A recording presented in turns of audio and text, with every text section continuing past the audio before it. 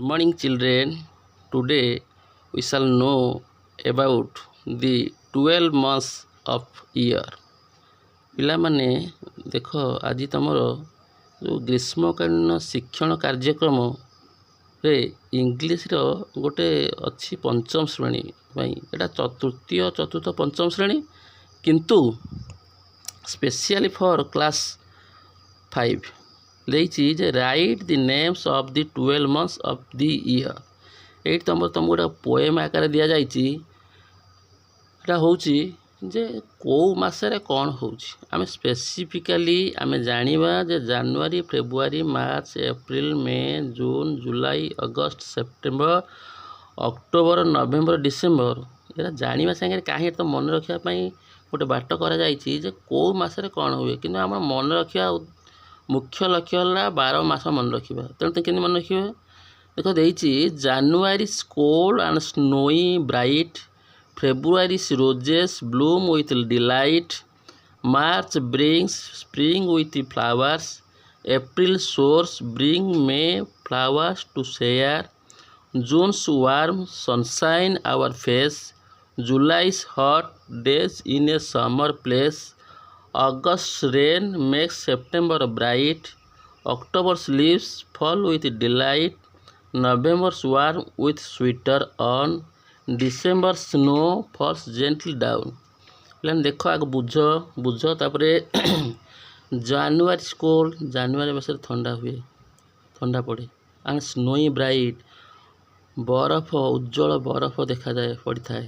February roses bloom with delight, ଆନନ୍ଦ ସହିତ ଖୁସିର ସହିତ ଫୁଲ ପ୍ରସ୍ଫୁଟିତ ହୁଏ। ରୋଜେସ୍ ଫୁଲ ପ୍ରସ୍ଫୁଟିତ ହୁଏ, ଗୋଲାପ ଫୁଲ ଫୁଟେ। ମାର୍ଚ୍ଚ ବ୍ରିଙ୍ଗସ୍ ସ୍ପ୍ରିଙ୍ଗ, ବସନ୍ତ ଋତୁ ଆଣେ। ୱିଥ୍ ଫ୍ଲାୱାର୍ସ ଫେୟାର, ଫୁଲ ଗୁଡ଼ିକ ଦେଖାଯାଏ। ଫ୍ଲାୱାର୍ସ ଫେୟାର ଅର୍ଥ ଫୁଲ ଦେଖାଯାଏ। ଯେମିତି ଆମେ କହୁଛେ ବୁକ୍ସ ଫେୟାର, ବହି ଦୋକାନ ଖୋଲାଯାଏ, ବହି ଖୋଲାଯାଏ, ବହି ଫୁଲ ଦେଖାଯାଏ, ଫୁଟେ। ଏପ୍ରିଲ ସୋର୍ସ ବ୍ରିଙ୍ଗ, ଏପ୍ରିଲ ମାସଟା ଆଣେ।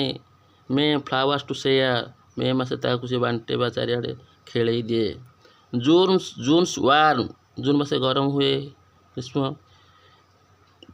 ସନସାଇନ୍ ଆର୍ ଫେସ୍, ଆମ ମୁହଁରେ ପଡ଼େ ବା ଆମ ଚାରିଆଡ଼େ ଗ୍ରୀଷ୍ମ ସୂର୍ଯ୍ୟକିରଣ ପଡ଼ିଥାଏ। ଜୁଲାଇସ୍ ହଟ୍ ଡେଜ୍, ଜୁଲାଇର ଖରା ଦିନ, ଜୁନ୍ ମାସରେ ଏଟା ଲାଗି ରହିଥାଏ। ଇନ୍ ଏ ସମର ପ୍ଲେସ୍, ଗ୍ରୀଷ୍ମ ଋତୁରେ ଦେଖାଯାଏ। ଜୁନ୍ରେ ଖରା, ଜୁନ୍ ଜୁଲାଇ ଲାଗିକି ରହିଥାଏ। August rain makes September bright, August ଯେଉଁ ବର୍ଷା ହୁଏ, ବର୍ଷାରେ ଆଷାଢ଼ ଯେଉଁ ଜୁଲାଇ ଅଗଷ୍ଟ ଯେଉଁ ବର୍ଷା ହୁଏ, ସେପ୍ଟେମ୍ବରକୁ ଉଜ୍ଜଳ ରଖେ ସିଏ। ଅଗଷ୍ଟରେ ବର୍ଷା, ସେପ୍ଟେମ୍ବରକୁ ଉଜ୍ଜଳ ରଖେ। ଅକ୍ଟୋବର ଲିଭ୍ସ ଫଲ୍, ଅକ୍ଟୋବର ମାସରେ ଶୀତ ଦିନ ଯେଉଁ ପତ୍ର ଝଡ଼େ, ଅକ୍ଟୋବର ଲିଭ୍ସ ଫଲ୍, ପତ୍ର ପଡ଼େ। ୱିଥ୍ ଡିଲାଇଟ୍, ପଡ଼ିଥାଏ, ଆନନ୍ଦରେ ପଡ଼ିଥାଏ। କ'ଣ ଆନନ୍ଦ କ'ଣ, ଗ୍ରୀଷ୍ମ ଛଡ଼ା ପତ୍ର ଝଡ଼ା ଦିଏ ଆଉ। November warm with sweater on, ଆମେ ନଭେମ୍ବର ସାଧାରଣ ଶୀତ ପୋଷାକ ପିନ୍ଧେ, ସ୍ୱିଟର ପିନ୍ଧେ, ଶୀତ ମଫଲର ପିନ୍ଧେ, ଶାଲ୍ ପିନ୍ଧେ। ସ୍ୱିଟର ଅନ୍ ଅର୍ଥ ଗରମ ପୋଷାକ ପିନ୍ଧେ। December snow falls gently down, December ଆଡ଼କୁ ସେଇ ଇଏ ପଡ଼େ, ବରଫ ପଡ଼େ। ଫଲ୍ସ ଜେଣ୍ଟଲି ଡାଉନ୍, ତଳେ ପଡ଼େ, କ'ଣ ପଡ଼େ, ବରଫ ପଡ଼େ। ତେଣୁ ପିଲାମାନେ ଏଇଟା ତୁମେ ଆଗ 4-5 ପଢ଼ିକି ତୁମେ ପୁରା ମନେ ରଖିବ। ମନେ ରଖିଲା ପରେ ତୁମେ ତାକୁ ଭଲକରି ପଢ଼ିକିରି ମନେ ରଖିକି ବୋଲିବ। ଯେମିତି ଥାଇକି ପଢ଼ିକି ତୁମ ସାଙ୍ଗମାନଙ୍କ ସହିତ ସେୟାର କରିବ, ତୁମ ଭାଇ ଭଉଣୀଙ୍କ ସହିତ ସେୟାର କରିବ। ତୁମକୁ ନିଶ୍ଚିତ ଏଇଟା ଭଲ ଲାଗିଥିବ। ଆଉ ଥରେ ଶୁଣ। January cold snowy bright, February roses bloom with delight, March brings spring with flowers, April showers bring May flowers to share, June's warm sunshine our face, July hot days in a summer place, August rain makes September bright, October leaves fall with delight, November warm with sweater on, December snow falls gently down। ହେଲାଣି ତୁମକୁ ନିଶ୍ଚିତ ଏଇଟା ଭଲ ଲାଗିଥିବ, ମଜା ଲାଗିଥିବ, ଆନନ୍ଦ ଦେଇଥିବ। ତେଣୁ ତୁମେ ଲାଇକ୍ କରିବା ସାଙ୍ଗେ ତୁମ ସାଙ୍ଗମାନଙ୍କ, ତୁମ ବନ୍ଧୁମାନଙ୍କ ସହିତ, ତୁମ ଭାଇ ଭଉଣୀମାନଙ୍କ ସହିତ ସମସ୍ତଙ୍କୁ ସେୟାର କରିବ। ସେମାନେ ଲାଇକ୍ କରିବେ, ସେୟାର କରିବେ, ସବସ୍କ୍ରାଇବ୍ କରିବେ।